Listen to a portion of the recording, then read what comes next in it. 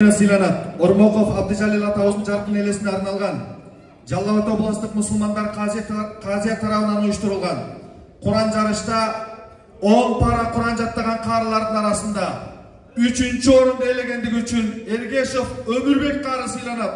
30 000 сом акчалайт. 30 000 сом.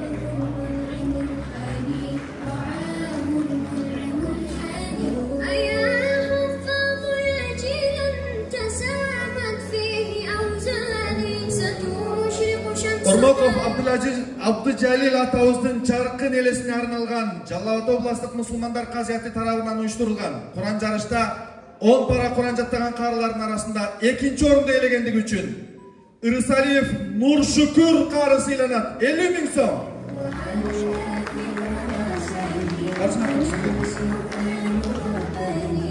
Нуршүкүр кары Базар Коргон